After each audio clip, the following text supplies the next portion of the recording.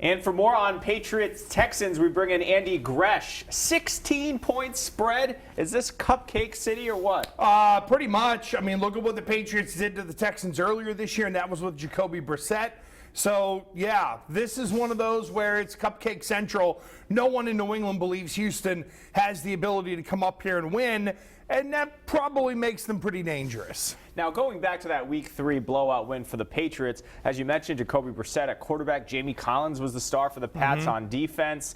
The teams have evolved since then, so do we take away a lot from that game or kind of just brush it aside? Well, I think you can take certain elements away from it, not so much the way the quarterback played, but what they did in the running game. How did they match up against them defensively? What did they do against them? I mean, look, Houston's got two really good wide receivers. Will Fuller's a nice-looking rookie, and look, DeAndre Hopkins is as good as it gets in the NFL. So, yeah, there are certain things that are going to be translatable. You got to look at who's playing quarterback for them. If Tom Savage is ready to go, do they put him back in the lineup? Do they go with Osweiler? So they have a decision to make on their end. But the bottom line is, Houston's defense is good. They're not, we can stop the Patriots on the road good. All right, so you watched them beat the Raiders last night. Osweiler was, efficient. Obviously, they hang their hat on their defense with Clowney and Wilfork and some others. What impressed you about their effort last night that maybe causes the Patriots some concern? Their running game and the use of Lamar Miller. And we know Lamar Miller from his days in Miami. You can throw to him out of the backfield. He's a multi-purpose back. I think that's the guy that scares you because you have to play the matchup game with him. If you're going to give Hopkins the attention he deserves, you got Fuller on the other side. Fedorowicz will get his catches, but he's not a killer like a Gronkowski.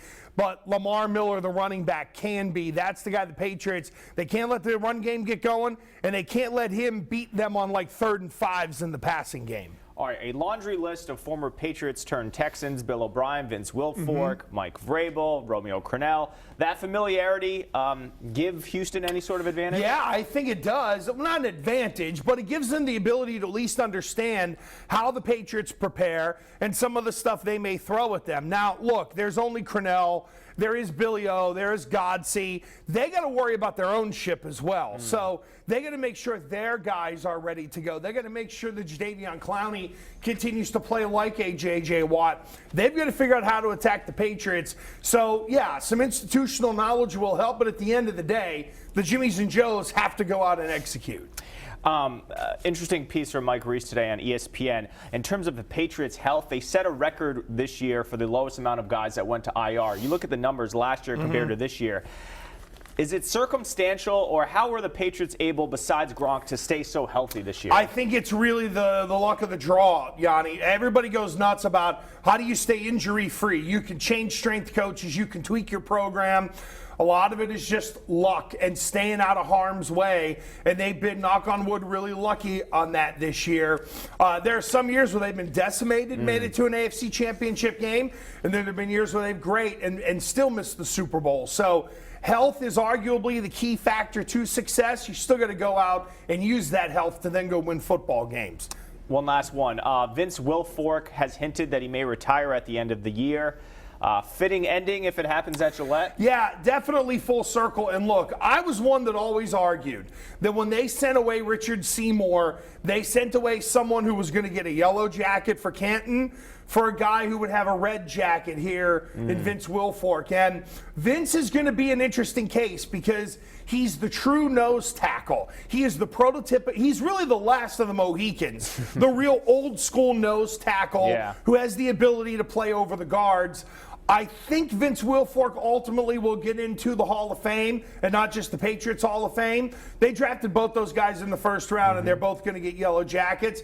But if it does end here, it is kind of fitting. And I think Vince, and more importantly, his wife Bianca, would see it that way. One of the most well-liked Patriots in this era for sure. And she's a fun follow on Twitter. She's a fun follow on Twitter, and she's also the boss. Period. End of story.